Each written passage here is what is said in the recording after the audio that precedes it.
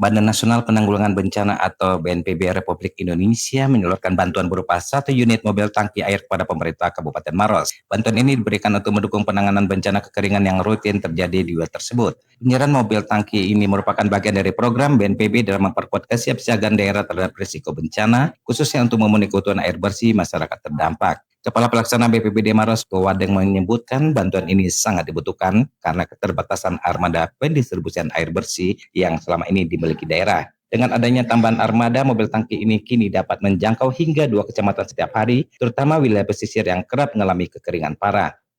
Alhamdulillah, kami pemerintah Kabupaten Maros mendapatkan bantuan hibah dari BNPB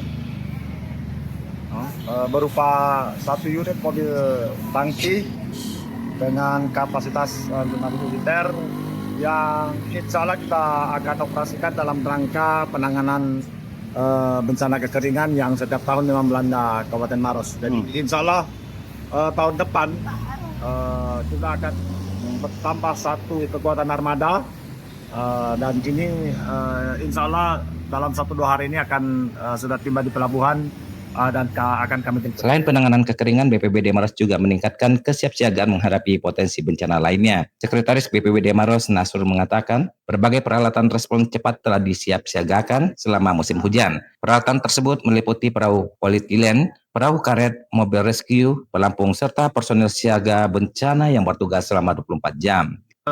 Peralatan kami di BPBD Maros cukup memadai, di mana pada saat musim hidrometeorologi atau musim hujan yang kita hadapi seperti sekarang ini, kami sudah menyiapkan beberapa peralatan seperti perahu polietilen itu ada 5 unit, 2 perahu karet, mobil rescue itu ada 2, 1 mobil Gremes dan 1 L300. Itu pun dengan mobil rescue yang kami miliki itu 1 Triton dan 1 Ranger.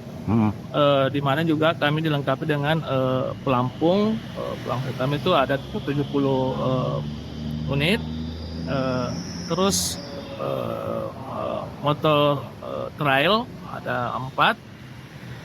Kami dibantu oleh tim Satgas saya juga, pemilik kami ada 50 orang yang kami standby 3 regu selama 1 kali 24 jam. Bantuan mobil tangki air dari BNPB ini diharapkan dapat meringankan beban masyarakat terdampak kekeringan sekaligus meningkatkan efektivitas penanganan bencana di Kabupaten Maros.